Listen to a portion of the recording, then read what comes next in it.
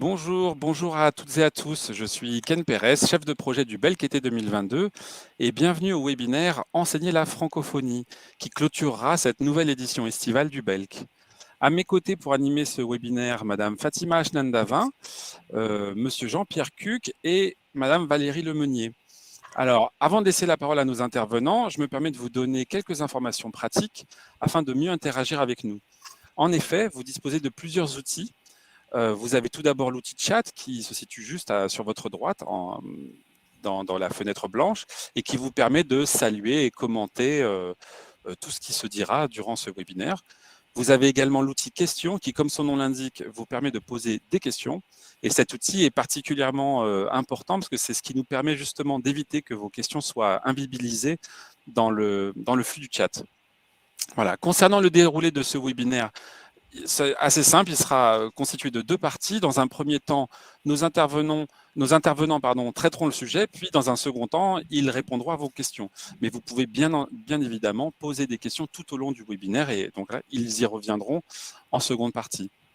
Voilà, c'était juste j'en ai terminé pour cette mini introduction pratique. Je vous laisse désormais en compagnie de nos invités et je cède la parole à Valérie Lemeunier. Bonjour, je suis donc Valérie Lemeunier, directrice adjointe du département langue française et responsable de l'unité formation à France Éducation Internationale. Je vais donc vous présenter l'intervention de Fatima Achnandavin et de Jean-Pierre Cuc et les présenter eux-mêmes.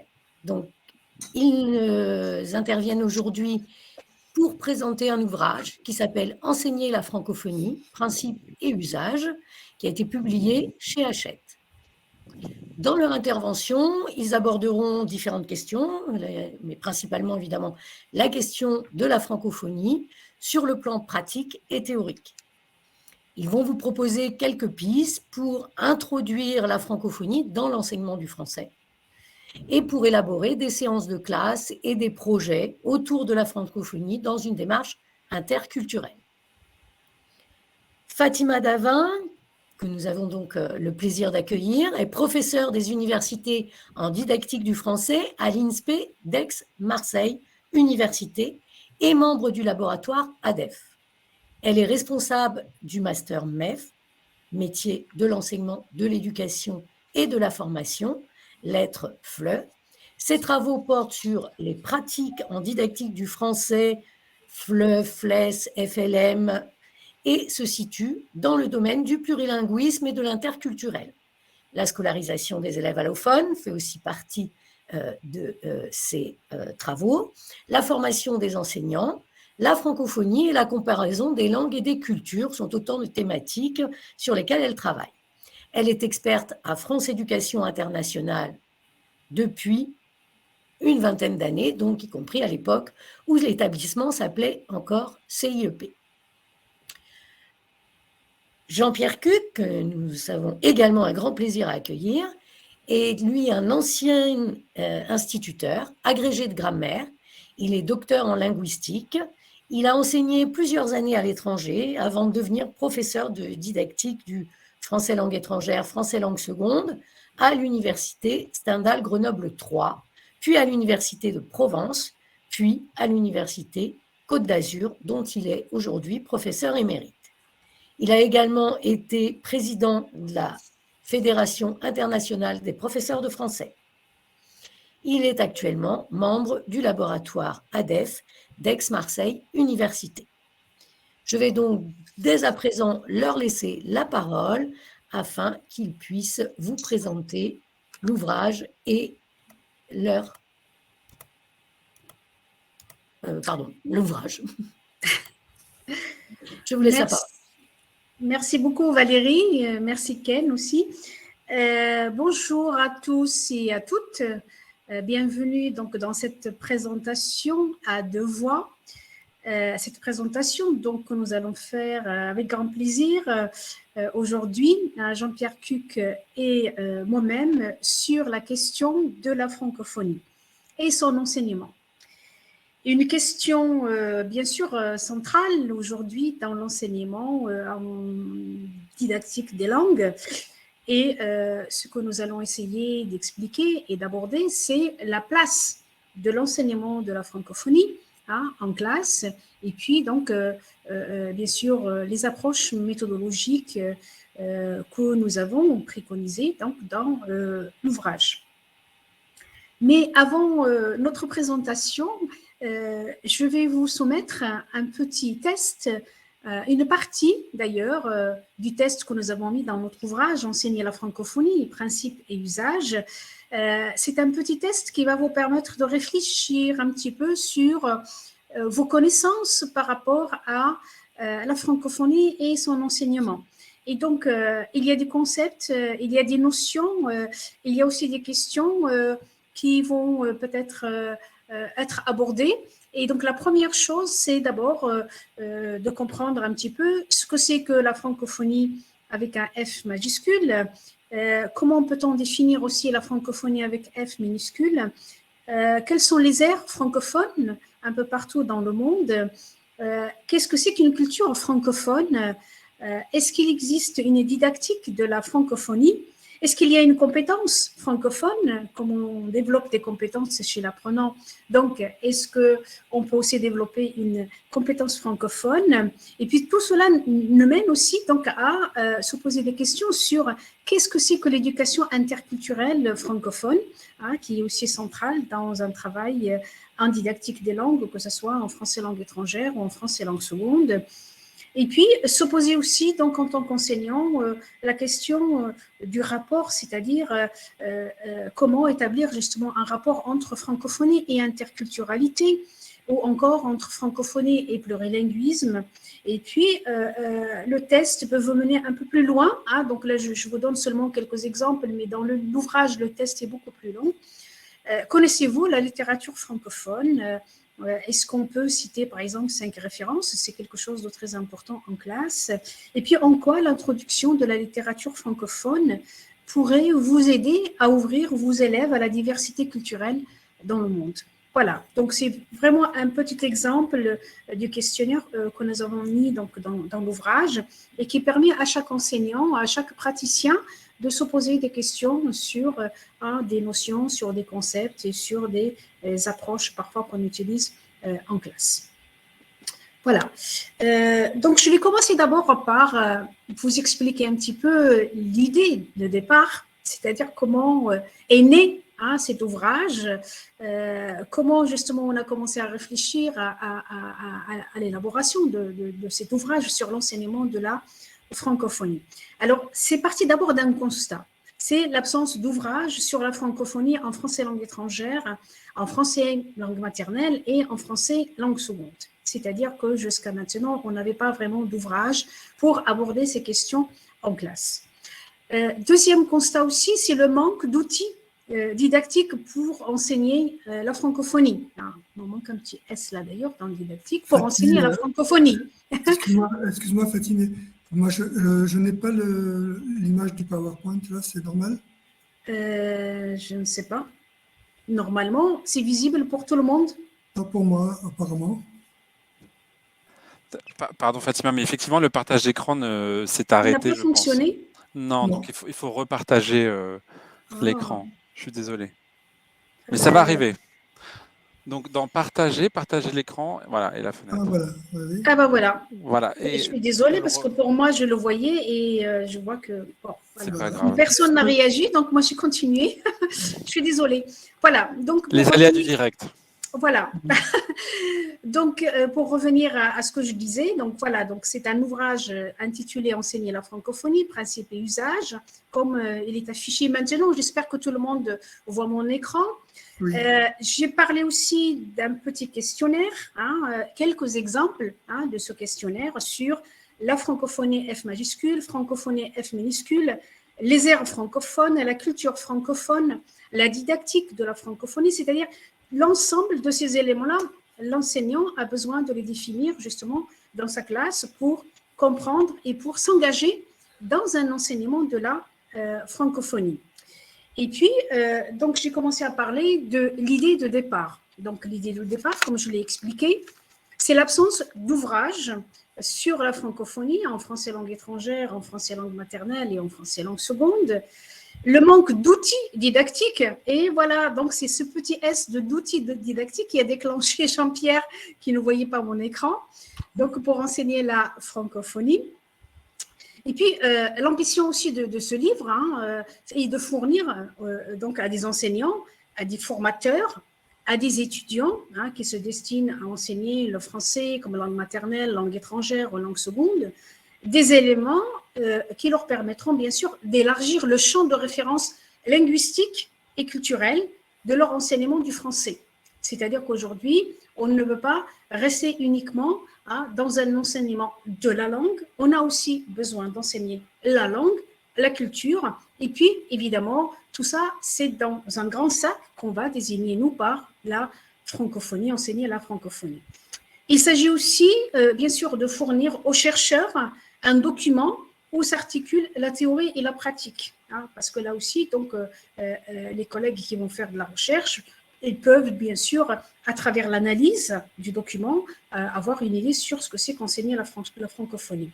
Et puis, enfin, donc, on a pensé qu'il s'agissait vraiment d'un projet éducatif important sur l'interculturel, sur le plurilinguisme et sur la diversité des locuteurs francophones et francophiles. Et donc, on a besoin d'ouvrir la classe via la francophonie au monde, et particulièrement donc, au monde francophone. Alors, cette idée, bien sûr, elle est née suite à la publication d'un numéro de recherche et application où on a travaillé à la fois sur la théorie et sur la pratique, et on a voulu absolument faire passer cet objet qui est la francophonie, dont on parle beaucoup, notamment dans le cadre de l'Organisation internationale de la francophonie et d'autres organismes donc, qui travaillent sur la francophonie. On a voulu absolument faire passer donc, cet objet qui est donc la francophonie, d'un objet linguistique, c'est-à-dire à chaque fois on dit « ah, c'est l'enseignement de la langue », d'un objet idéologique, d'un objet politique vers un objet didactique. Et c'était l'objectif donc du numéro de recherche et application, enseigner la francophonie, enseigner les francophonies que j'ai co-dirigé avec Valérie Speit de Paris 3, Sorbonne Nouvelle, et Fabienne Lallemand, donc qui était la secrétaire générale de la FEPF. Et donc cet objet évidemment linguistique, idéologique, politique, on va le faire passer vers un objet didactique, c'est-à-dire qu'on va didactiser en quelque sorte les supports et on va les utiliser en classe selon le niveau des élèves. Et donc, on va travailler sur un objet qui va devenir un objet d'enseignement qu'on peut utiliser en classe. Évidemment, la difficulté, la première difficulté, quand on a commencé à réfléchir comment passer justement de cet objet linguistique, idéologique, politique à un objet didactique, c'est qu'un objet idéologique qui va devenir un objet didactique, c'est pas facile. Et donc, il a fallu absolument aller voir quand même dans le cadre de ce qui se passe, par exemple, dans le cadre de l'OIF, c'est-à-dire l'Organisation internationale de la francophonie, pour voir un petit peu les ressources pédagogiques, les propositions, etc., pour voir justement ce qui est proposé, et après, de voir comment on va élargir donc tout ça pour justement travailler sur la francophonie en tant qu'institution. On a voulu aussi donc mettre en place un cadre trop large pour être soumis donc à on n'a pas voulu plutôt un cadre trop large, on a voulu resserrer plutôt ce cadre-là pour l'enseigner donc en classe, et ça on est passé par une véritable transposition didactique. Et donc parce que l'objet était trop large, il était idéologique, il était linguistique, il était politique, et donc il ne pouvait pas entrer en classe tel quel. Il a fallu absolument procéder à ce qu'on appelle une transposition didactique.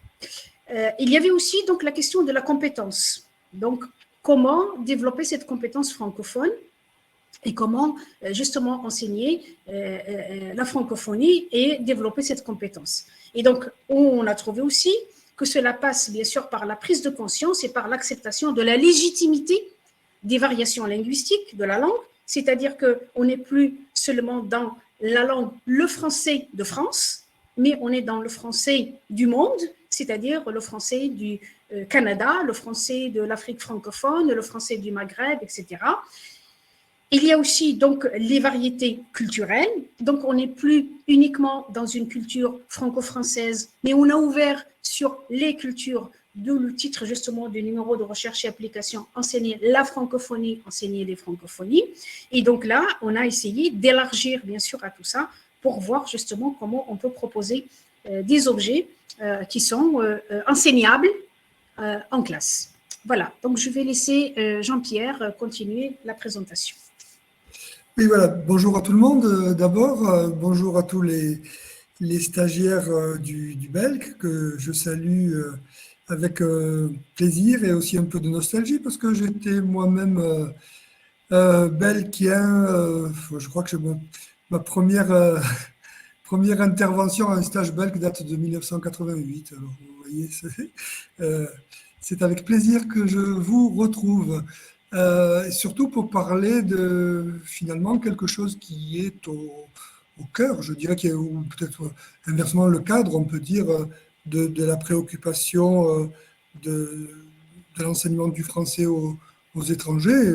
Globalement, ce cadre, c'est la francophonie, dont toute la difficulté qui a été la nôtre lorsque nous avons fait ce livre avec Fatih, ça a été de voir comment on pouvait objectiver cette francophonie, c'est-à-dire tenter de la poser comme un objet d'enseignement. Et un objet d'enseignement, alors il y a des objets d'enseignement qui sont relativement simples à appréhender, il y en a d'autres qui sont plus complexes, c'est le cas de la francophonie, et la difficulté était de voir en quoi cet objet était indépendant des autres objets didactiques, mais aussi cohérent avec eux et avec lui-même. Quelle était la cohérence interne de cet objet? Alors, pourquoi c'était si compliqué? Parce que, Fatih a fait tout à l'heure allusion à la question de la transformation didactique, qui est un concept méthodologique, comme vous savez, qui est très souvent utilisé aujourd'hui en didactique des langues et qui nous vient des mathématiques. Mais en mathématiques, les choses sont quand même, en règle générale, beaucoup plus carrées que chez nous.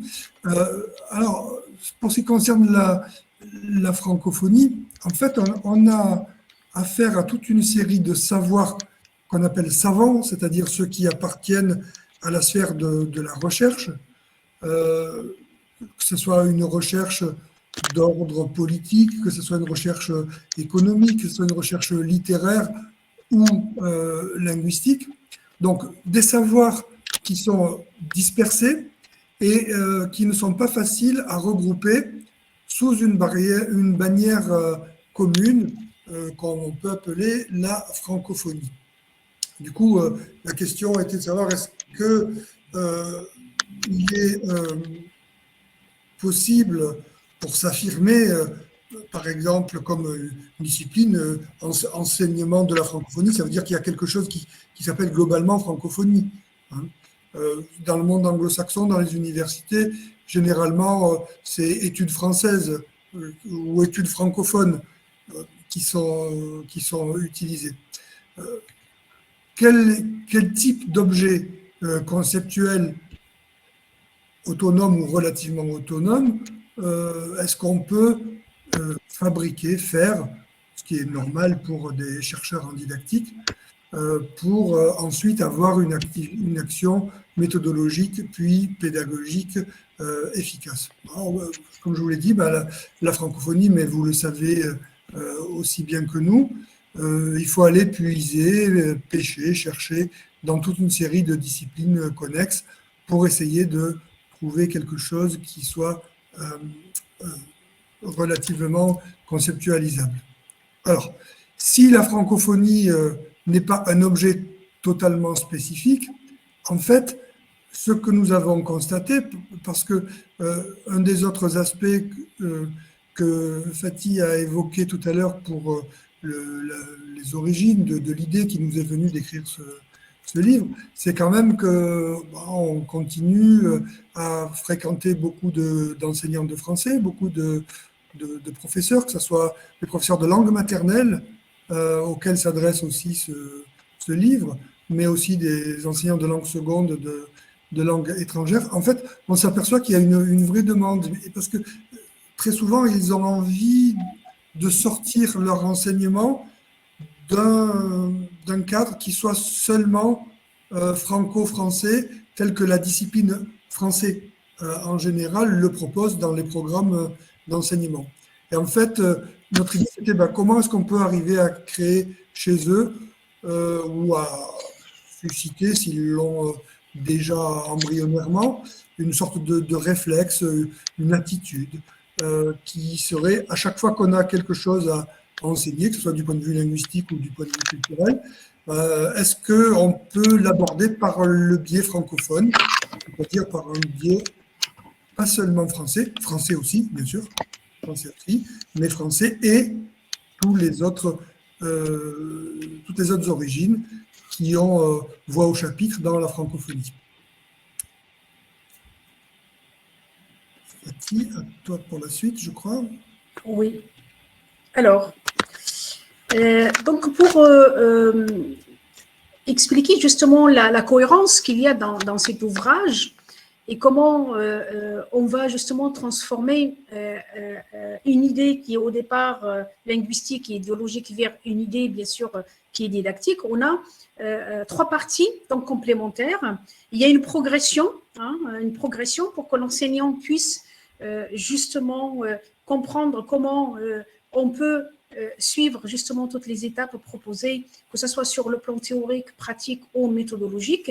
Et donc, il y a des aspects, bien sûr, théoriques pour expliquer ce que je disais au départ, donc au début de mon intervention, c'est-à-dire comprendre les notions et les concepts. Ces aspects théoriques vont nous amener, bien sûr, vers ce qu'on appelle des aspects méthodologiques, c'est-à-dire comment faire. Hein, voilà, maintenant, on a compris ce que c'est que la francophonie. Maintenant, comment on va l'enseigner, ce qui va permettre bien sûr à l'enseignant de concevoir des situations pédagogiques, des situations pratiques, où se croisent à la fois des exemples de contenu d'enseignement linguistique et culturel. Et donc là, vous voyez, on va travailler à chaque fois sur la langue et sur la culture, issus donc de tous les contextes francophones dans le monde. Et donc ça va nous permettre bien sûr de faire sortir la francophonie du débat politique, qui la lie bien sûr à une histoire, parfois une histoire coloniale, vers un objet didactique ayant pour objectif le partage. Et donc le partage, bien sûr, d'une langue commune et des valeurs universelles, et réconcilier, bien sûr, avec l'histoire, et changer les représentations, parce que ça aussi c'est très très important. C'est-à-dire que là, la francophonie va être un dénominateur commun entre tous les contextes et on va pouvoir bien sûr enseigner la langue, mais enseigner aussi les cultures qui sont liées bien sûr à cette langue. Alors, sur le plan bien sûr de la culture anthropologique, c'est-à-dire la culture quotidienne, on va bien sûr découvrir, on va comparer, on va comprendre aussi les cultures des uns et des autres. Donc, vous voyez, on va s'ouvrir vraiment sur le monde et surtout qu'on va dissiper en quelque sorte les malentendus et les stéréotypes. Et on va être vraiment dans qu'est-ce que c'est que la vraie culture de chacun tous les jours. Comment on vit tous les jours ici et ailleurs. Et donc, ces stéréotypes, on va essayer de les comprendre et ça va nous permettre évidemment de les éliminer en quelque sorte, hein, parce que chaque culture, en quelque sorte, a sa valeur. Et puis sur le plan de la culture savante, c'est la culture bien sûr des livres, c'est de se décentrer bien sûr de la culture française, qui est aussi dans cette culture bien sûr savante, et découvrir d'autres cultures francophones, parfois même la sienne, hein, ça aussi donc c'est vraiment extraordinaire, hein, parfois on a l'impression qu'on ne connaît pas sa propre culture, et donc lorsqu'on l'introduit dans le cadre de la francophonie. Tout à l'heure, je vais vous montrer quelques exemples pratiques hein, pour justement concevoir des projets sur la question de la francophonie. Je dis ça parce que pendant très longtemps, pratiquement une vingtaine d'années, hein, j'ai animé donc des modules dans le stage BELC. Et l'un des modules que j'ai animé pendant longtemps, c'était le module justement enseigner la francophonie. Et parfois, justement, j'étais confrontée à des collègues qui avaient parfois des stéréotypes, des malentendus, des représentations. Mais après, quand on discutait, quand on échangeait, parfois dans le groupe, il y avait 10, 12 nationalités, c'est-à-dire 10, 12 cultures et même plus. Et parfois, donc, quand on discutait ensemble, on arrivait justement à comprendre pourquoi on a des représentations et pourquoi on a des stéréotypes. Hein, et on arrive à la conclusion qui est la suivante, c'est-à-dire c'est parce que tout simplement, nos élèves ne sont pas parfois sensibilisés à toutes les cultures francophones et du coup, donc, ils ont juste quelques éléments et quelques représentations qui parfois peuvent fausser un petit peu l'idée de la francophonie. Alors, je vais laisser donc Jean-Pierre parler de l'organisation du livre. Voilà. Alors, comment on a mené notre projet?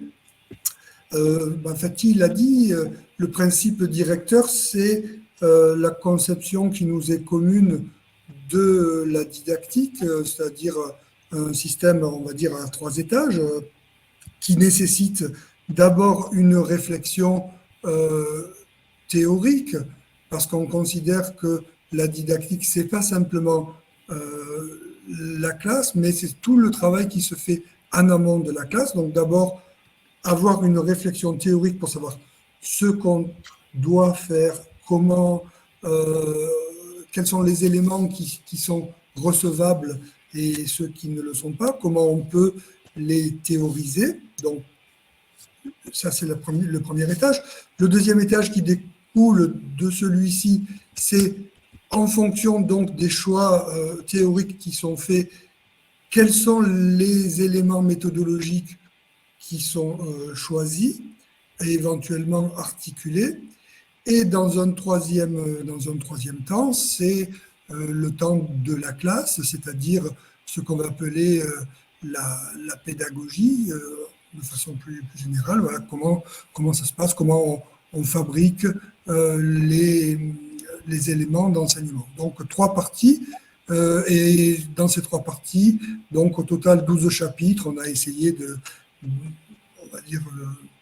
d'équilibrer un petit peu, évidemment, ces 3 parties. Alors, dans la première partie, comme je viens de le dire, on va donner des éléments qui sont indispensables à connaître pour utiliser à bon escient la notion de francophonie. Alors, je dis la notion parce que on ne peut pas dire que la francophonie, vous l'avez compris avec ce que j'ai déjà avancé tout à l'heure, c'est pas véritablement un concept unitaire, mais en revanche, c'est une notion qui permet de rassembler une série de connaissances. Alors, des connaissances d'ordre historique, comment est-ce que cette francophonie est née, avant même peut-être qu'elle s'appelle la francophonie, quelles sont les aires géographiques qui sont concernées, et puis évidemment, puisqu'il y a un empan dans le temps et un empan aussi dans l'espace, il y a forcément, du point de vue linguistique, non pas un élément qui soit totalement unitaire, j'allais dire une norme intangible, mais des utilisations de la langue qui, sur chacune de ces aires, et aussi en fonction des époques, ont acquis une certaine légitimité. Alors, ces éléments linguistiques et didactiques, ils nous montrent l'émergence petit à petit d'un fait, qui est le fait francophone, qui est là devant nous, et sur lesquels on essaye de bâtir une compétence francophone sur lequel on reviendra un peu plus loin. En fait, vous l'avez compris, certainement, mettre les éléments historiques sur la table, c'est pas fait pour en faire un panégyrique, pour dire que cette histoire et ces institutions sont ce qui a pu se faire de mieux dans l'humanité, mais voilà, il y a un fait social, un fait politique, un fait historique qui a produit des institutions qui sont assez grandes pour se défendre elles-mêmes ou pour faire leur propre promotion, mais que les professeurs de français doivent connaître pour savoir ce qu'ils enseignent. Alors, pas faire un panégyrique, c'est une chose, mais pas non plus les vouer aux gémonies de l'histoire ou de la politique contemporaine, c'est-à-dire qu'on n'est pas dans ce qu'on appellerait aujourd'hui le wokisme, si vous voulez, sur cette question-là.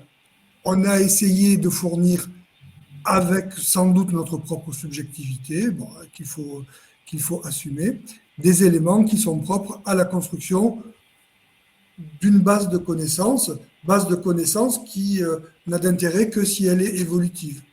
Du point de vue, justement, des représentations qu'on a de cette histoire et de ces institutions, mais aussi de ce qu'elle propose à l'ensemble de la communauté. Donc, dans cette première partie, 3 chapitres, de la francophonie à la francophonie. Alors, vous avez noté le F minuscule et le F majuscule, c'est un peu, j'allais dire, c'est un peu la tarte à la crème aujourd'hui de la francophonie. Donc, la francophonie F majuscule, c'est l'aspect institutionnel de la francophonie. Et puis, la francophonie avec un F majuscule, c'est ce que nous partageons tous, c'est-à-dire le fait que... Tu peux revenir à la diapo d'avant, Fatih, tu as tourné un peu vite là. Voilà. C'est ce que nous partageons tous, c'est-à-dire le fait de parler le français avec les différentes implications que ça peut avoir.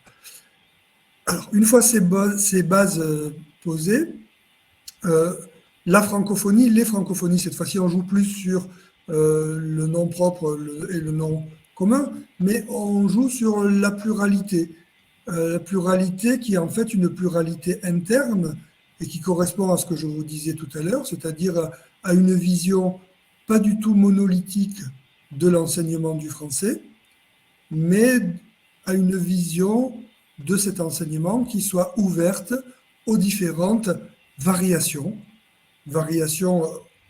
bien sûr qui sont des variations d'ordre culturel, linguistique pour l'essentiel. On ne dit pas exactement les mêmes choses lorsqu'on est au Canada, à Bamako ou à Genève. Voilà, donc on a essayé de cadrer un petit peu ces questions-là de variation. Et dans le dernier chapitre de cette partie, on s'est posé la question, en fait, qu'est-ce que ça veut dire enseigner la francophonie ? Et vous voyez bien qu'enseigner la francophonie, bon, le titre du numéro de recherche et application, c'était enseigner la francophonie, enseigner les francophonies. Vous voyez qu'on va tout le temps être un petit peu à cheval sur cette ambiguïté entre le singulier et le pluriel, mais pour le dire vite dans un premier temps, c'est enseigner le français en le prenant non pas par son aspect macroscopique, microscopique, je dirais, par l'intérieur du franco-français, mais en essayant de prendre les choses à chaque fois par l'aspect le plus élargi possible. Voilà, alors on peut changer cette fois-ci la diapositive. Voilà. Donc, c'est un peu ce que je vous ai dit précédemment, que vous allez retrouver là-dessus en résumé. Voilà, un chapitre où on va trouver les connaissances de base qui vont permettre de situer, de mettre en perspective les points sur lesquels le professeur désire faire travailler ses élèves. Il va avoir le choix. Il peut travailler sur la géographie, il peut travailler sur l'aspect historique, il peut travailler sur l'aspect politique. Dans le deuxième chapitre, c'est vraiment l'idée de diversité, où on rappelle en fait que nous tous, les francophones, nous avons une légitimité francophone qui est différente, mais qui a la même valeur. Pour les uns, on a eu le français comme un héritage, c'est ce qu'on appelle la langue maternelle. Pour les autres, il a fallu l'apprendre. Ça, ce sont les francophones de langue étrangère. auquel on a d'ailleurs une attention très particulière parce que très souvent, ce sont les francophones qui se sentent le moins autorisés, en quelque sorte, à se dire francophone. Or, dès l'instant que quelqu'un a appris un peu de français, ou il parle français, parfois beaucoup de français, ou il a acquis une très grande expertise dans la langue, ben, il est légitime en tant que francophone. Et puis, les francophones de langue seconde, qui sont en fait un petit peu à l'origine de cette idée de francophonie. On pense la plupart du temps, évidemment, à Bill Bourguiba, à Léopold Sédar Senghor, bon, et à quelques autres. En fait, ce sont des francophones qui, très souvent, sont obligés, amenés à apprendre le français à l'école, qui parfois l'utilisent de façon plus ou moins grande dans leur famille ou dans leur vie quotidienne, qui rencontrent du français constamment dans les villes où ils habitent, un peu moins dans les campagnes. Alors, il y a une espèce de continuum, on va dire, entre le français langue maternelle et le français langue étrangère. Mais ce sont très souvent ces francophones de langue seconde qui nous ont donné le matériau le plus extraordinaire pour justement pouvoir parler de francophonie du point de vue culturel et du point de vue linguistique. Alors, on a essayé de marquer ça dans le 3e chapitre à partir d'une enquête que nous avions effectuée à la Fédération internationale des professeurs de français. Bon, j'espère que tous ceux qui nous écoutent sont membres d'une association de professeurs de français dans leur pays d'origine. Si ce n'est pas encore fait, précipitez-vous lorsque vous allez rentrer chez vous dans l'association de votre pays, qui est membre forcément de la Fédération internationale.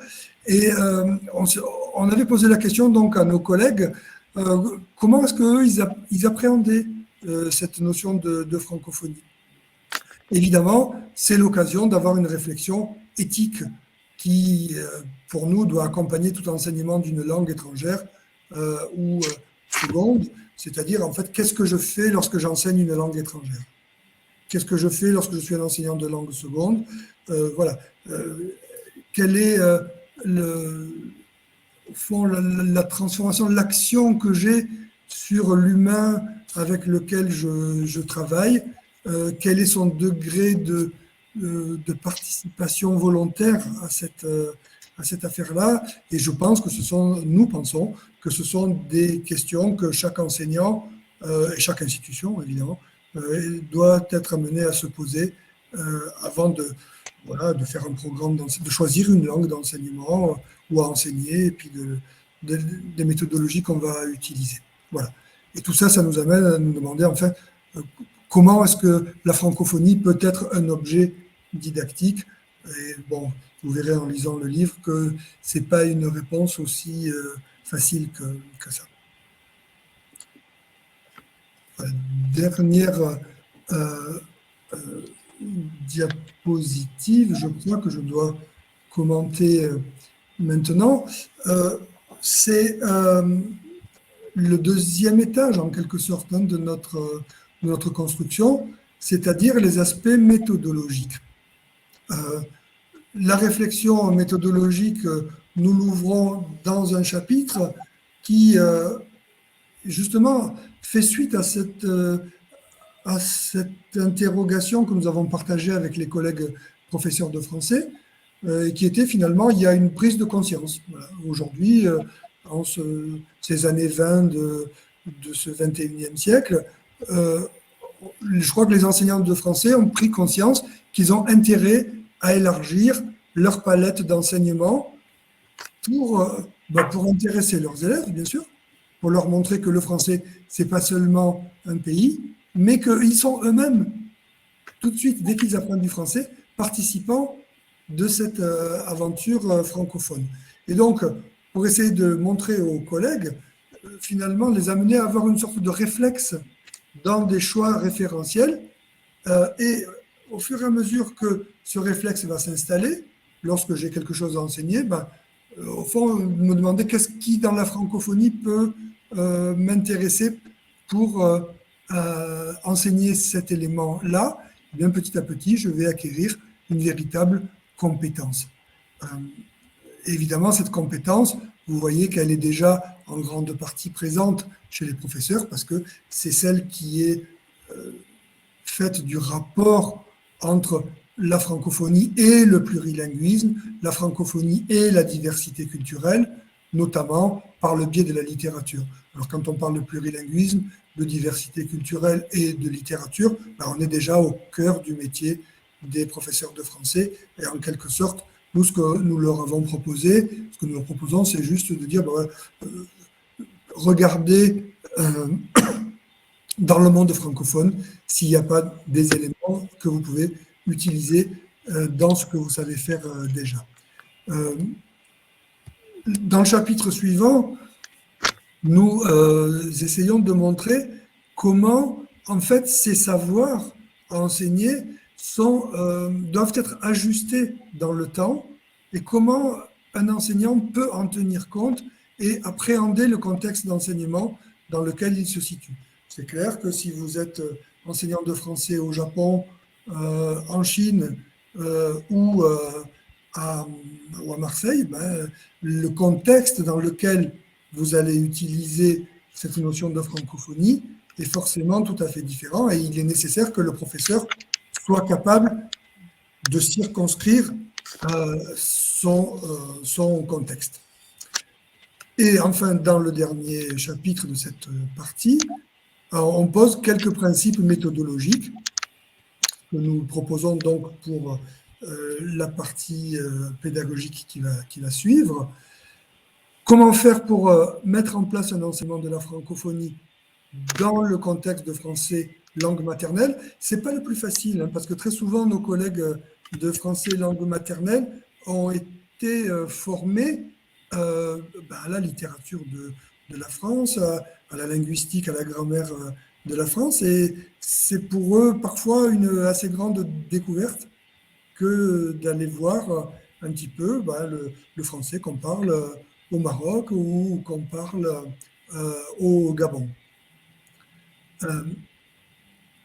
C'est évidemment tous ces éléments que nous avons définis dans les chapitres précédents que nous essayons de synthétiser du point de vue méthodologique. Et maintenant, Fatih va vous montrer comment nous avons organisé ça du point de vue pédagogique. Voilà, donc la troisième et dernière partie, aspect pédagogique, va concerner vraiment la partie pratique. Et donc, elle va comprendre plusieurs chapitres. Un chapitre sur francophonie, variation linguistique. Et donc là, on va revenir bien sûr sur les concepts et sur les notions donc, qui sont en rapport avec la question de la francophonie. Et surtout, on va aborder aussi la question de la variation linguistique pour montrer que donc on ne parle pas une seule variété du français, mais qu'il y a plusieurs variétés du français. Dans le chapitre 8, donc, il y a francophonie et culture. Et donc là, on va aller, donc, bien sûr, voir le côté culturel. Et après, on va détailler, bien sûr, cette partie culture en culture savante par rapport à la littérature, en culture savante par rapport à la chanson et au cinéma, c'est-à-dire comment on peut les intégrer en classe et comment on peut aller chercher des supports de tout le monde francophone pour les travailler en classe. Et puis, le chapitre 11 va concerner particulièrement la question méthodologique, notamment l'approche actionnelle et comment monter des projets pédagogiques en utilisant l'approche actionnelle. Et puis, vous avez donc un chapitre 12 qui est pour aller plus loin. Et là, on a mis dans l'ouvrage pratiquement un chapitre sur les liens donc Internet qui permettent d'élargir bien sûr ses connaissances et comment aller chercher du support pour enseigner la francophonie. Alors, l'ensemble de ces parties-là, donc de ces chapitres-là, est construit autour d'entrées qui se retrouvent régulièrement dans chacun. C'est-à-dire qu'on va retrouver à peu près la même chose dans chaque chapitre. On va structurer, bien sûr, l'intervention pédagogique avec donc des objectifs. Et donc, ces objectifs, c'est définir s'informer, analyser, concevoir. Et là, c'est un principe donc méthodologique qui va être présent pratiquement dans tous les chapitres. On va le travailler dans la variation linguistique, on va le travailler dans la culture anthropologique quotidienne, on va le travailler dans la culture savante, que ce soit par rapport à la littérature, la chanson, le cinéma, avec plein d'exemples. Et donc, à chaque fois, on va citer des exemples et comment didactiser ces exemples. Et en même temps, donc, ça va être organisé en 3 phases. Hein. La phase de découverte, hein, donc découvrir en situation de recherche. Donc, on va aller chercher bien sûr la thématique, le contexte et les contenus, et on va essayer de les catégoriser, c'est-à-dire quel savoir linguistique, quel savoir culturel, quel savoir historique, quel savoir géographique. On va travailler avec les élèves, et je rappelle donc à chaque fois que ça dépendra à chaque fois du niveau des élèves, c'est-à-dire est-ce qu'ils sont au niveau A1, A2, B1, B2, etc. Et donc, il va y avoir bien sûr une progression dans l'apprentissage. Donc, après cette phase, bien sûr, de la découverte, on va passer à une phase de retenir, hein, comment retenir l'essentiel des savoirs et savoir-faire pour réaliser des tâches. Et donc, là aussi, on va citer des exemples.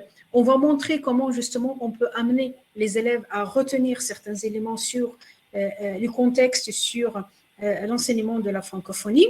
Et puis, donc, une troisième phase qui sera particulièrement réservée à réinvestir, comment réinvestir les apprentissages dans de nouvelles situations d'innovation et de créativité pour aller vers la tâche finale, hein, parce qu'on a aussi ce qu'on appelle une tâche finale. Donc, les chapitres de cette dernière partie proposent systématiquement des activités. Donc, à chaque fois, vous avez des activités, vous avez aussi des pistes d'activités qui vont vous servir pour faire des fiches pédagogiques, mais qui ne sont pas des fiches pédagogiques, mais qui vont vous permettre de construire vous-même vos fiches pédagogiques par rapport à votre contexte. D'accord ? Ils sont destinés en quelque sorte à présenter les éléments de savoir et des références qui permettront à chaque enseignant de bâtir ses propres fiches en fonction de son contexte, en fonction du niveau de ses élèves, que ce soit en français langue étrangère, en français langue seconde, ou que ce soit en français langue maternelle.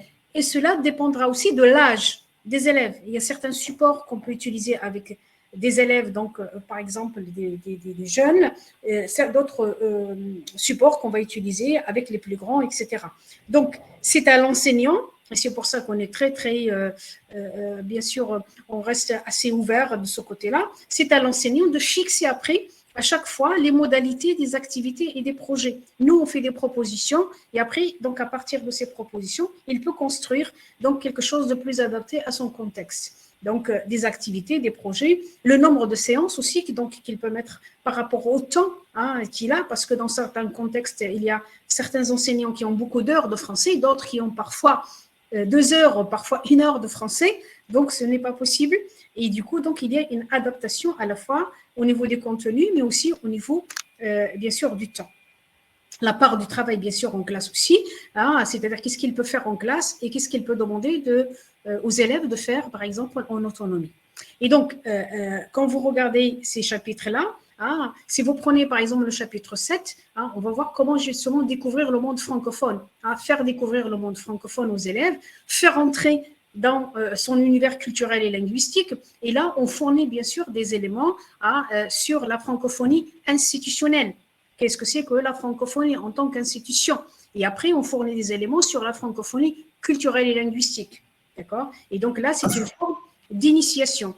Ensuite, vous avez bien sûr le chapitre 8 qui va montrer particulièrement comment faire entrer bien sûr l'élève concrètement dans les aspects culturels de la francophonie. Et donc là, on est dans découvrir et comprendre les spécificités culturelles des autres francophones et par la même, donc aussi comparer et revenir sur sa propre culture et sa propre identité.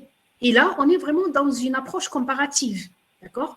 Les chapitres 9 et 10 abordent des aspects beaucoup plus de la culture francophone, c'est-à-dire savante ou bien cultivée, c'est-à-dire par exemple le chapitre 9 va être dédié spécifiquement à la littérature, donc la littérature francophone, et là vous allez voir, il y a beaucoup d'exemples du monde entier et comment on va les didactiser et comment on va les utiliser en classe. Et donc, on insiste particulièrement sur le choix des supports, le choix aussi des thèmes qu'on peut traiter en classe et qu'on peut donc proposer en allant piocher, bien sûr, dans les différentes littératures de langue française.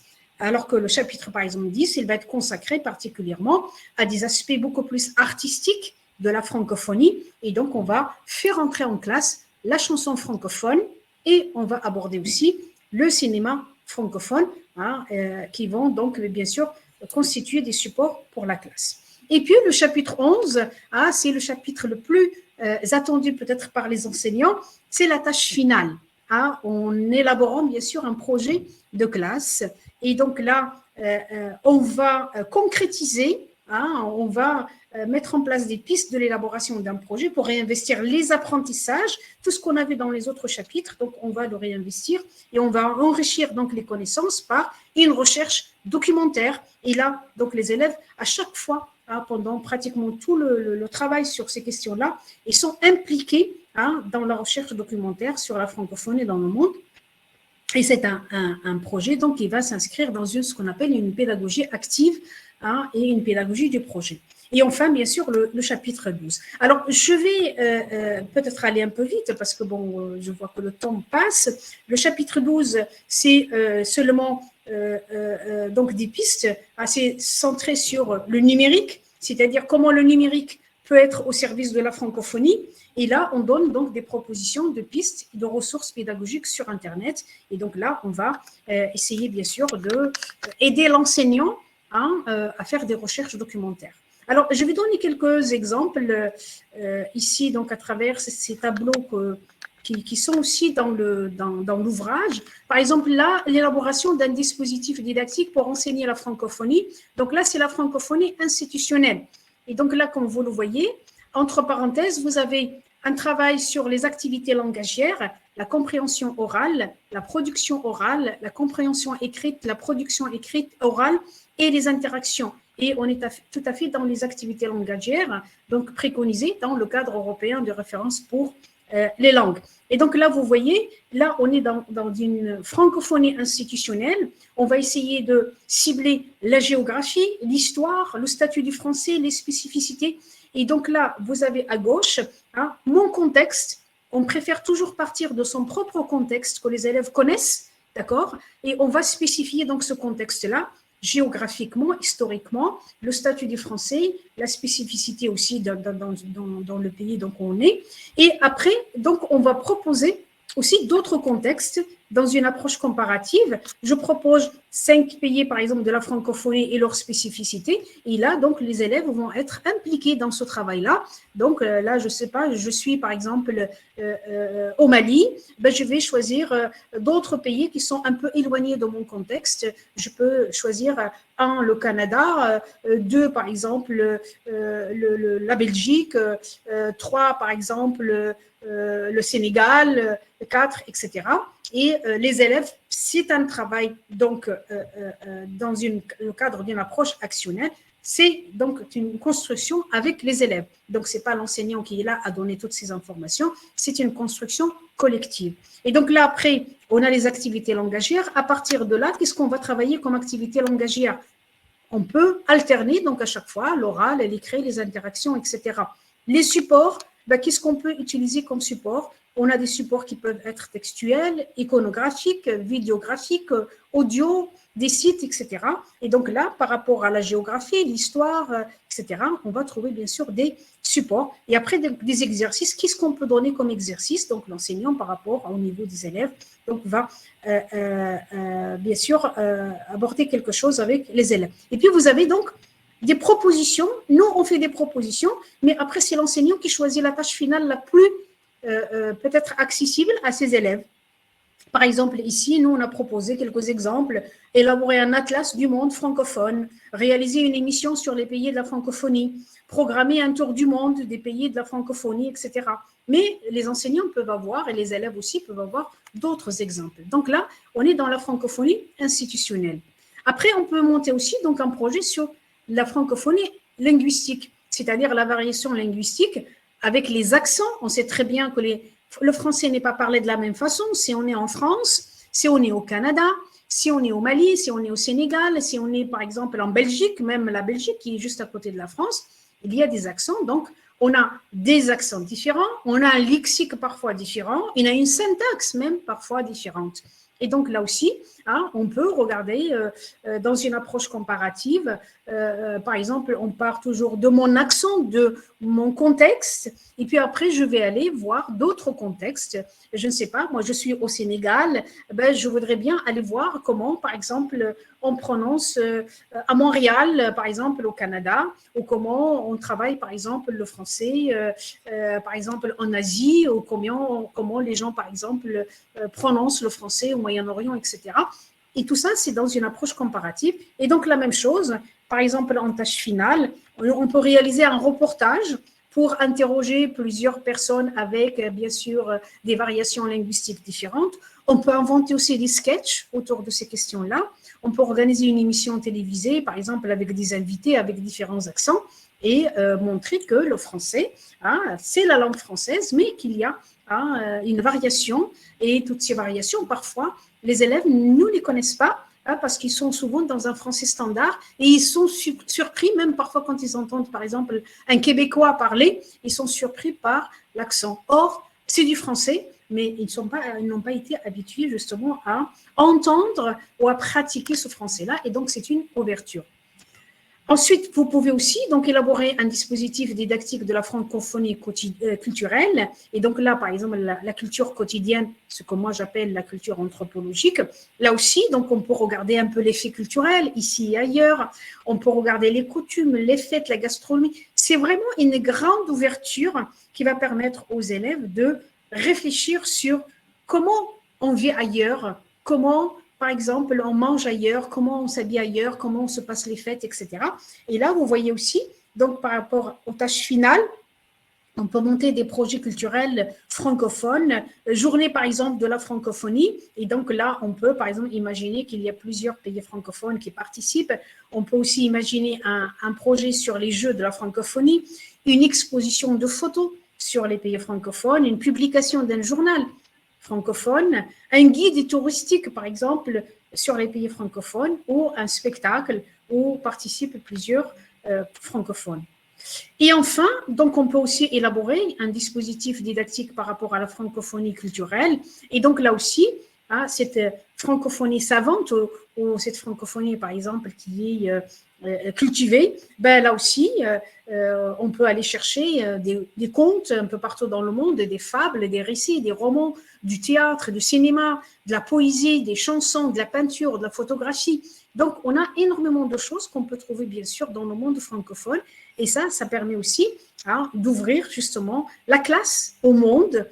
Et du coup, donc, la littérature, le cinéma, la chanson, c'est pas uniquement un contexte qui est le contexte francophone, mais plusieurs contextes. Et donc, là aussi, par rapport aux tâches finales, on peut compléter les thématiques du manuel avec une entrée francophone. On peut compléter les textes travaillés en littérature française avec des supports francophones. On peut faire une lecture rallye, par exemple, à partir de plusieurs ouvrages. On peut aussi faire de l'écriture francophone, etc. Donc, on a aussi plusieurs pistes. Et on part toujours, comme vous le voyez au début, d'une approche comparative. Chez moi, voilà comment ça se passe, mais comment ça se passe chez les autres. Et donc, à chaque fois, on fait travailler les élèves en groupe, et donc chaque groupe peut bien sûr consacrer son travail de recherche et d'élaboration à un contexte.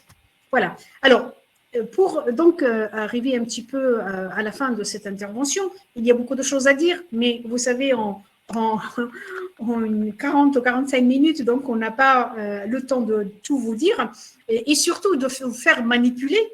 Mais dans le livre, vous allez voir, on a pas mal de pistes de manipulation donc, qui vont vous permettre, bien sûr, de monter votre travail d'enseignement de la francophonie. Mais je voudrais quand même insister sur quelque chose de très, très important qui inquiète parfois les enseignants, c'est que l'enseignement de la francophonie, que ce soit F minuscule, majuscule, bon, je dépasse tout ça, c'est une évolution indispensable pour l'enseignement de la langue française. On ne peut pas enseigner le français sans enseigner, bien sûr, la francophonie. Deuxième chose qui inquiète parfois les enseignants qui disent « Oui, mais je vais rajouter quelque chose de plus. » Non, il ne faut pas penser bien sûr, l'objet d'enseignement de la francophonie, indépendamment de l'ensemble des objets de la didactique du français. Quand vous travaillez, par exemple, un texte, vous êtes dans la francophonie. Donc, vous pouvez faire un choix, justement. Quand vous montez un projet de classe, vous pouvez le monter dans le cadre de la francophonie. Donc, ce n'est pas quelque chose en plus, mais c'est quelque chose qui va enrichir, en quelque sorte, votre travail en classe. Ce travail qui va vous permettre, bien sûr, de sensibiliser les élèves à la francophonie linguistique, culturelle et politique dans le monde. Et donc, au bout de ce travail-là, vos élèves vont pouvoir, bien sûr, connaître l'histoire de la francophonie, parce qu'on ne peut pas parler de la francophonie sans connaître, bien sûr, son histoire, de la francophonie linguistique, et donc connaître, bien sûr, la variation linguistique, prendre conscience de la variabilité de la langue, la richesse aussi de la langue, et puis de la francophonie institutionnelle en tant qu'organisation, et quels sont les enjeux, et quels sont les objectifs et les principes de cette organisation. Chaque année, par exemple, il y a la journée de la francophonie, mais on entend parler de la francophonie, on entend parler, par exemple, de l'organisation, mais qu'est-ce qu'il y a derrière? On a besoin de comprendre. Et quand l'élève ne comprend pas, ben, il va rester dans des apprentissages abstraits, alors que lorsqu'on leur explique un peu les choses, ils vont entrer dans le concret et ils vont s'investir beaucoup plus dans la tâche. Et donc, l'interculturalité, qui est très, très importante dans l'enseignement de la francophonie, permet aussi de comprendre les comportements culturels des francophones. Et puis, l'interculturalité par rapport à la culture savante permet aussi de s'ouvrir sur les autres cultures et sur les arts aussi, hein, donc dans les autres cultures, que ce soit littérature, art ou bien cinéma. Voilà, donc je vais finir par juste insister sur aussi peut-être quelque chose qui peut vous rassurer. Les choix méthodologiques, ce sont des choses que vous faites en classe. Hein, donc, vous avez des méthodologies, donc vous allez intégrer, bien sûr, cet enseignement par rapport à votre choix méthodologique hein, que vous étudiez en classe, que ce soit l'approche active, la perspective actionnelle ou l'approche par compétence hein, et l'approche contextuelle qui vous permet, bien sûr, d'élaborer vos séances de classe hein, comme d'habitude, sauf que là, vous allez ouvrir à quelque chose qui va enrichir, bien sûr, vos enseignements, c'est-à-dire que vous allez intégrer, bien sûr, cette dimension hein, de la francophonie, mais sinon, vous allez être vraiment dans un transfert de démarche hein, et de l'approche, bien sûr, par tâche, si vous utilisez ça dans vos classes. Vous allez travailler sur l'articulation des langues et des cultures, vous allez travailler sur l'articulation des activités langagières orales et écrites, et vous allez inscrire votre enseignement dans une démarche plurilingue et pluriculturelle. Et je vais laisser Jean-Pierre conclure.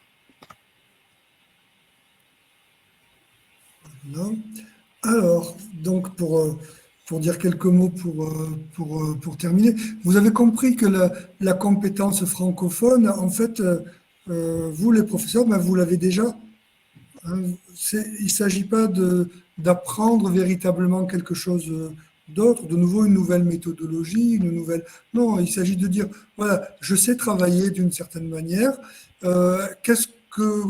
comment est-ce que je peux, non pas changer totalement forcément tout le temps de perspective, mais de temps en temps me dire, ben, voilà, j'élargis mon angle de vision et avec les manières de travailler que j'ai déjà, voilà toute une série d'éléments que je peux utiliser pour vivifier, pour moderniser en quelque sorte mon enseignement. Et du coup, ça va ouvrir nos élèves aussi à certainement une autre façon de voir le monde, une façon d'une part dans laquelle ils vont se sentir eux impliqués. Je suis un élève francophone et je suis parmi des millions d'autres francophones et l'enseignement de la langue que j'apprends, elle tient compte de ça. Alors, le livre que nous avons essayé de vous présenter aujourd'hui, on peut l'utiliser de plusieurs manières, un petit peu comme on l'a fait aujourd'hui, c'est-à-dire en suivant le fil et la cohérence qui ont présidé à sa conception, mais dans un second temps, et ce sont les dernières diapositives que Fatih vous a montrées qui peut-être vous éclairent un peu plus sur ça. En fait, c'est un peu comme une sorte de manuel d'enseignement de la francophonie. C'est pas quelque chose qui est du prêt à enseigner. Hein. On va dire, bah voilà, vous ouvrez à la page 140 et vous avez une leçon toute faite. Non, non. C'est au fond un livre dans lequel chaque chapitre peut être repris indépendamment des autres pour une exploitation en classe, si j'ai besoin de travailler les aspects lexicaux, si j'ai besoin de travailler les aspects phonétiques, si j'ai besoin de travailler les aspects culturels. Ben voilà, dans plusieurs de ces chapitres, je vais trouver matière à avoir une vision francophone de cet enseignement du français. Voilà, donc bon enseignement de la francophonie, des francophonies à tous, et merci pour votre écoute et pour votre attention. Merci donc pour votre écoute. Bien, merci infiniment Fatima et Jean-Pierre pour cet exposé qui a soulevé de nombreuses questions que j'ai, alors certaines étant intervenues au début de votre intervention, les réponses sont venues par la suite dans votre exposé, donc je ne reviendrai pas dessus, notamment sur qu'est-ce que c'est qu'enseigner la culture francophone, est-ce qu'il faut enseigner dans toute sa variété, est-ce qu'il faut rester au contraire sur du français standard, et voilà, et comment actualiser ses connaissances sur la francophonie dans toutes ses variétés. Donc je pense que vous avez déjà répondu à ces questions dans la suite de votre intervention. En revanche, il y a quelques questions qui me paraissent assez intéressantes à soulever. Alors, des questions plus sur des aspects pédagogiques et puis des questions sur des aspects politiques. Alors, je vais commencer par les aspects pédagogiques. Est-ce que dans votre ouvrage et les contenus pédagogiques qui sont proposés, dans quelle mesure vous avez pris en compte le cadre commun de référence pour les langues et son volume complémentaire, plus précisément en termes de niveau? Est-ce que vous avez fait des propositions qui correspondraient à différents niveaux du cadre?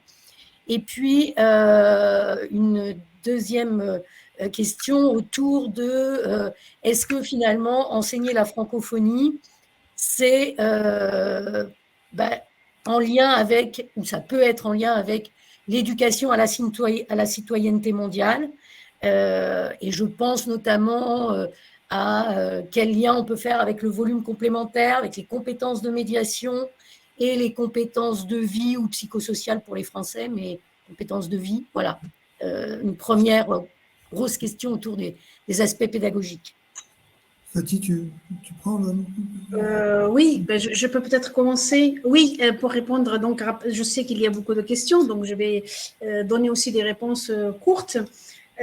Oui, bien sûr qu'on a tenu compte dans les propositions, notamment dans la partie pédagogique, des propositions et des activités. Et donc, à chaque fois qu'il y a une activité qu'on propose ou un support qui est proposé, il y a le niveau. Soit c'est le niveau A1, A2, etc., par exemple, pour des élèves en français langue étrangère ou en français langue seconde, soit parfois, dans certains contextes, pour le français langue seconde, il n'y a pas le niveau A1, A2, donc on a mis le niveau, par exemple, débutant, le niveau intermédiaire, et la même chose, on a fait, par exemple, pour le français langue maternelle, donc tout ça, c'est à chaque fois entre parenthèses. Et donc, pour le français langue maternelle, on a mis, par exemple, école, collège, lycée, etc.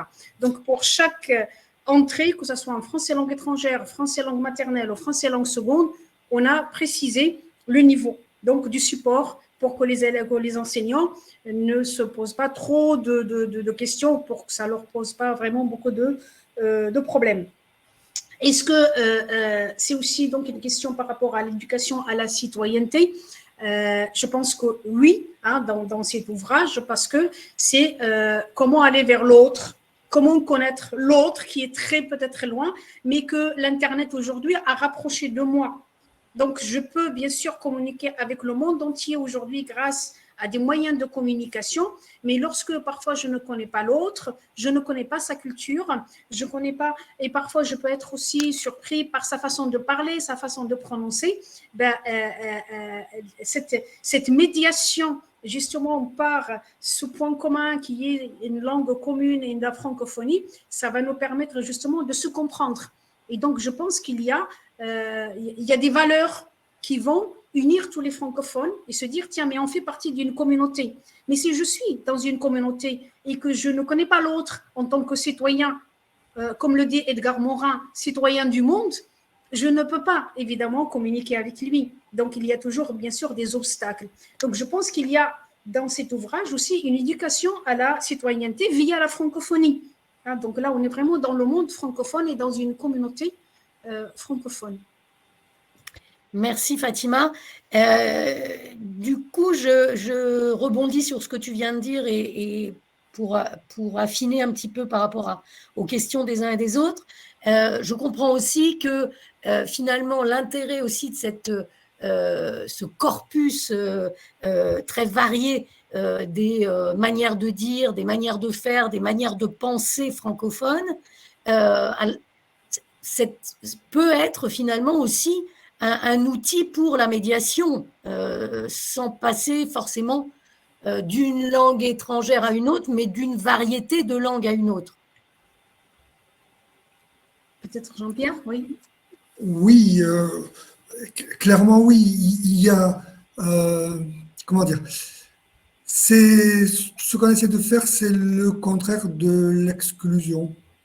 C'est-à-dire que, voilà, on s'est dit, ben, chaque francophone est à la fois le centre du monde et la périphérie du monde. C'est-à-dire que chacun d'entre nous, quelle que soit notre manière d'être francophone, ben, on est en quelque sorte nécessaire à la francophonie. Et notre façon de dire les choses, notre façon de lire les choix que nous faisons dans nos éléments culturels habituels, ils sont à la fois ceux qui sont propres à nos héritages, mais ils sont aussi ce que nous apprennent les autres francophones. Ils sont aussi ce que nous appellent les autres francophones. Tu disais, Valérie, dans la petite présentation, que Fatih et moi, on a aussi enseigné à l'étranger. Forcément, ça nous donne une autre façon de voir l'enseignement du français, pas simplement sur la manière d'enseigner, mais sur à quoi ça sert d'enseigner le français. Pourquoi est-ce que je suis professeur de français? Pourquoi ça me rend heureux de l'être? Et qu'est-ce que j'espère que ça peut apporter à des jeunes d'aujourd'hui dans un monde où on s'aperçoit que c'est quand même j'allais dire, le marketing de l'exclusion qui a un petit peu la cote. Hein. Alors, notre vision de la francophonie, ce n'est pas une vision bisounours, ni du point de vue historique, ni du point de vue économique, mais elle est une façon de dire aux jeunes d'aujourd'hui, ben pourquoi est-ce que vous apprenez une langue étrangère? Pourquoi vous faites cet effort-là? Ou pourquoi, si vous êtes locuteur de langue seconde, ça vaut la peine pour vous quand même de continuer à apprendre le français. Et si vous êtes un petit Français à Bordeaux ou à Lyon, pourquoi est-ce que vous avez intérêt pour vous-même et pour tous les autres à regarder ce que font les autres francophones voilà, quelles sont les chansons qui vous intéressent, quels sont les films qui peuvent vous passionner, quelle littérature vous avez envie de lire, de partager, et un jour ou l'autre de faire vous-même, certainement. Et le français est à la base de cette médiation-là, incontestablement. Alors, ça ne veut pas dire que les autres langues ne sont pas capables de ça. On n'est pas en train de dire que oui, il n'y a que le français qui fait ça, non, c'est pas l'anglais, non, c'est pas l'espagnol, non, c'est pas l'arabe, non, etc. Mais non, pas du tout. Hein. Simplement, chez les francophones, il peut y avoir ces valeurs-là qui sont des valeurs qui ont été travaillées historiquement. Je veux dire, ce qu'on dit aujourd'hui, ce qu'on propose en termes de francophonie, vous avez bien compris que c'est pas la francophonie de 1920 et c'est pas la francophonie de 1880. Mais la francophonie de 1880 et de 1920, elles nous ont donné des leçons quand même, hein, sur la manière dont on a le droit, la possibilité, le choix d'enseigner, d'utiliser d'utiliser une langue. Et le principe fondamental, c'est quand même la liberté. L'apprenant de français langue étrangère, il a le choix. Il peut choisir le français, mais il peut choisir une autre langue si son système scolaire le lui permet.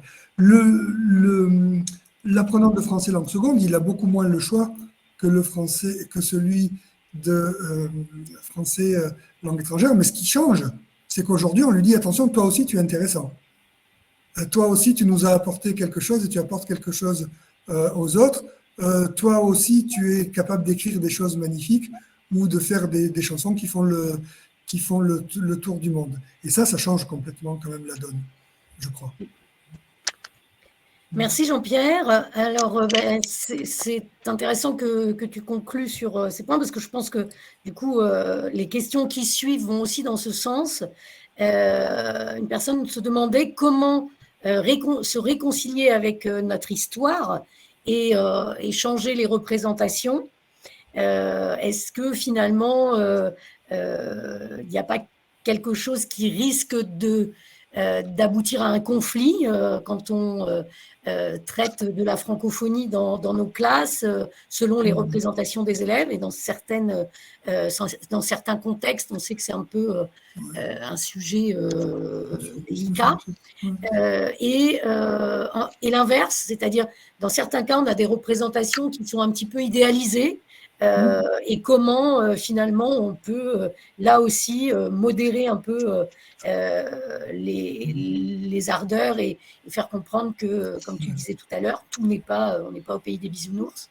Mais oui, c'est ce qu'on disait au départ, c'est-à-dire que nous, on n'a pas essayé de faire le panégyrique de la francophonie, mais en même temps non plus pas dire regardez comme apprendre le français, c'est détestable parce qu'il y a un siècle de colonisation derrière nous. C'est un sujet qui est extrêmement délicat.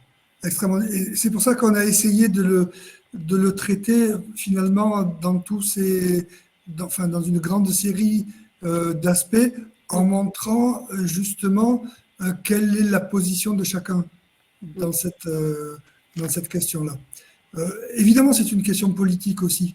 C'est-à-dire qu'un pays qui choisit d'enseigner le français, si c'est un pays de français langue maternelle, en quelque sorte, il n'a pas le choix, hein, c'est comme ça.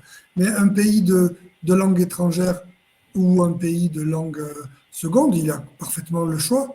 Et donc, la première réponse politique, c'est mon pays a choisi ou n'a pas choisi de mettre le français dans ses programmes d'éducation et d'enseignement. Et nous, le travail des didacticiens, il commence là, c'est-à-dire on n'a pas à agir sur ces choix-là, on a à agir sur le comment après. Voilà, vous avez envie d'apprendre le français, voilà certaines choses qu'on peut vous proposer. Est-ce que le français est responsable de l'histoire du français? Sûrement pas. Est-ce que les locuteurs de français d'aujourd'hui sont responsables de l'histoire qui les a précédés? Je pense pas en totalité. En revanche, ils sont responsables de leur présent et ils sont responsables de leur avenir. Et il est, de notre point de vue, à condition qu'on prenne toutes les précautions qui sont les précautions de vérité et de transparence sur ce qui a pu se passer dans les décennies ou les siècles antérieurs, ou même sur certains choix politiques d'aujourd'hui. La langue en elle-même et les cultures qui sont véhiculées par la langue n'ont pas à être, les otages de ces questions-là. En revanche, moi, je conçois parfaitement qu'un pays dise non, nous, on n'a pas envie d'enseigner le français, pour telle ou telle raison, ou que tel enseignant dise moi, je ne suis pas à l'aise en faisant ça et je préfère enseigner l'anglais ou d'enseigner l'espagnol ou n'importe quoi, ou les mathématiques. Voilà. Après, c'est des questions de choix personnels. Si on choisit d'enseigner le français, ça veut dire que d'une certaine manière, il y a une empathie au moins minimale qui se met en place. Et nous, on a essayé de montrer comment cette empathie-là, elle peut être étayée, éclairée. Et voilà. Après, dans les classes, Fatih, tu peux donner des exemples certainement. Oui, non, mais moi, ce que je voudrais, surtout pour compléter ce que tu es en train de dire, c'est de montrer que du moment qu'on est un locuteur d'une langue, ici, par exemple, c'est le français, on est propriétaire aussi de cette langue. Oui. Et ça, c'est très important. Et du coup, donc, on est tous, du moment qu'on est locuteur, on est tous propriétaires de cette langue. C'est pas quelque chose, c'est une langue qu'on va partager. Et donc, bien sûr qu'il y a l'histoire, bien sûr qu'il y a les politiques linguistiques aussi, hein, qui font d'une langue une langue étrangère, une langue seconde, une langue maternelle, etc. Mais du moment que moi, en tant que locuteur, je parle le français, ben, je possède, donc je suis propriétaire de cette langue. Et c'est ce qu'on a essayé de montrer pour dépasser. C'est pour ça qu'on a parlé au début de comment justement passer d'un objet idéologique, politique, pour aller vers un objet didactique. Et donc nous, en tant que didacticiens, en tant qu'enseignants, on va dépasser tout ça et être au-dessus de tout ça pour dire, ben, finalement, cette langue, ben, elle est enrichissante pour moi, donc je la partage. Ben, ça m'intéresse de l'enrichir aussi à partir de mon contexte et de la partager et de partager aussi les contextes des autres. Et donc, ce qu'on a essayé de faire, c'est justement de changer cette représentation. Le français, c'est la France. Voilà. Voilà, c'est ça qu'il faut surtout comprendre. Le français, c'est pas uniquement la France. Le français, c'est toutes les personnes, c'est tous les contextes où le français existe. Le français, c'est aussi au Canada, c'est aussi à la Belgique, si on parle même de la langue maternelle. Après, si on parle bien sûr de la langue seconde, c'est toute l'Afrique francophone, c'est le Maghreb, etc. Après, si on parle bien sûr de la langue seconde, etc. Donc, chaque contexte a ses politiques linguistiques. Donc, ce qu'on a essayé de voir, c'est de dépasser tout ça, parce que la classe, c'est le monde, hein, c'est une ouverture sur le monde. Et moi, comme je l'ai dit tout à l'heure, je m'inscris tout à fait dans bien sûr la logique d'Edgar Morin, c'est-à-dire que dans cette classe-là, on est en train de former le futur citoyen du monde.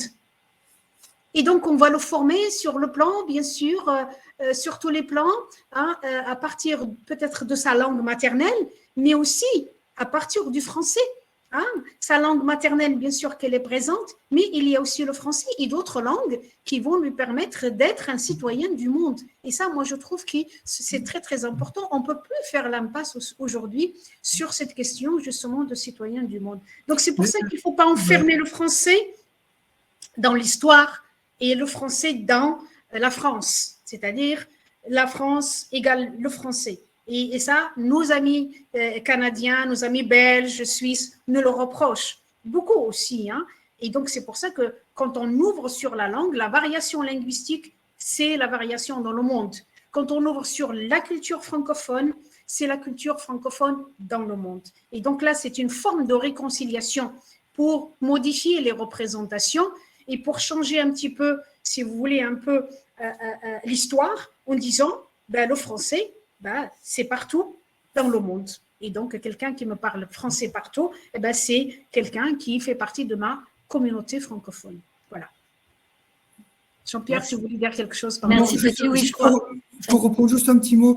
Je crois qu'un de nos participants, de nos collègues, a utilisé le terme de réconciliation, je crois, hein, avec, oui, voilà, je viens de le dire aussi, voilà. Voilà. Est-ce que je pourrais simplement dire peut-être quelque chose qui va peut-être un peu étonner. Moi, j'ai pas envie de me réconcilier avec la colonisation. J'ai pas envie de me réconcilier avec l'esclavage. Voilà, parce que c'est des choses qui sont abominables. Mais simplement, il faut que je les connaisse. Oui. Et il faut que... Les comprendre aussi. Je suis un homme du 21e siècle, responsable, j'espère, de mes actes. Eh ben, j'ai envie d'utiliser les résultats de cette histoire en les connaissant, en les jugeant à tort ou à raison sur certains points avec mon regard du 21e siècle, mais surtout pour que certains d'entre eux ne se reproduisent pas, oui. Ni dans les faits, ni même dans les esprits. Voilà, c'est ça, je pense qu'il faut aussi regarder, c'est comment justement changer le monde. Et je pense que ça, c'est très, très important. C'est-à-dire, ce sont les générations d'aujourd'hui qui vont justement changer le monde à travers la compréhension. Comment comprendre le monde? Et je pense que tout ce qui arrive aujourd'hui, ce qui est arrivé hier ou dans l'histoire, etc., c'est parce qu'à un moment donné, peut-être que les gens ont manqué de compréhension. On ne se comprenait pas. Donc, essayons de nous comprendre. Et pour justement se comprendre, ben, on a besoin quand même d'un idiome, d'une langue qui va nous permettre de comprendre et d'échanger dans un débat, de débattre. Voilà, de débattre autour de certaines questions. Et je pense qu'en classe, on peut débattre avec les élèves sur ces questions-là pour voir justement comment ils se représentent les choses. Donc, c'est pour ça que je pense, pour revenir à cette question, je sais que la question de la francophonie, moi, je ne suis pas allée partout dans le monde pour présenter justement ces questions de la francophonie. Et je sais qu'à chaque fois que j'étais quelque part, selon les contextes, la première chose qu'on m'a dite, c'était « Oui, mais pourquoi on va enseigner la francophonie? Parce qu'il y a l'histoire, etc. » Alors que, bon, quand je suis allée, par exemple, dernièrement dans un pays comme les États-Unis, personne n'a posé cette question-là parce que personne n'a parlé de l'histoire. Mais je pense que dans les pays où il y a justement l'histoire, il y a une histoire commune, mais il y a surtout une histoire à construire ensemble. Et c'est cette question justement de la francophonie sur le plan linguistique, culturel. Les politiques, bien sûr, ça on le laisse aux décideurs. Nous, on n'est pas des décideurs, d'accord? Nous, on est des didacticiens. Donc, ça veut dire qu'on est là pour justement expliquer à nos élèves comment comprendre le monde et comment on fonctionne dans ce monde grâce justement à une langue qui est le français, hein, sans écarter bien sûr leur langue, qui est la langue maternelle et qui va bien sûr aller à la rencontre de la langue française. Voilà. Merci Fatih, merci Jean-Pierre. Malheureusement, nous n'avons plus de temps pour d'autres questions, mais je pense qu'à travers vos différentes réponses, vous avez touché un peu toutes les questions que se posaient les participants. Et puis sinon, nous ne pouvons que les inviter à découvrir votre ouvrage et ils en sauront davantage, je pense, à la lecture de cet ouvrage. Merci beaucoup, en tout cas, à vous deux. Merci à vous. Je vais laisser Ken. Merci Valérie, merci Ken de nous avoir donné cette occasion justement d'échanger avec les stagiaires. Non, merci à vous. Enfin, bon, traditionnellement, je fais le petit mot de la fin justement pour vous remercier très chaleureusement parce que on dit très souvent qu'il n'y a pas d'heure pour les braves. Là, vous l'avez fait remarquer parce que justement, on a bien dépassé le temps alloué. Mais donc, merci pour votre générosité, très sincèrement. Et je pense qu'effectivement, au vu des questions et des réponses, qui n'ont pas toujours été courtes, mais qui étaient passionnantes, je pense qu'elles ont justement énormément plu. Je tiens évidemment aussi à remercier les participants qui sont là et qui donnent du sens à ce que l'on fait. Donc, merci à eux d'être présents. D'ailleurs, j'en profite pour vous dire que ce webinaire a été enregistré. Donc, de toute façon, si vous avez envie de le revoir ou si vous avez raté un moment, vous pourrez aller très prochainement sur la chaîne YouTube de France Éducation pour aller voir ce replay. Donc, c'est cet enregistrement. Donc, je viens de vous mettre le lien en description je viens de diffuser le lien dans le chat. Donc voilà, donc n'hésitez pas à vous abonner à notre chaîne YouTube ou sur nos réseaux et puis de toute façon, vous serez avertis de toute notre activité concernant le BELC. Je vous remercie beaucoup. Je vous souhaite à toutes et à tous, je nous souhaite un bel été et je vous dis à très bientôt pour de nouvelles aventures pour le BELC. Merci. Et puis moi, je vous souhaite un bon voyage en francophonie. Merci beaucoup. Voilà. Merci à tous. Merci. Au revoir. Au revoir. Au revoir. Bonne journée à tous. Au revoir. Merci.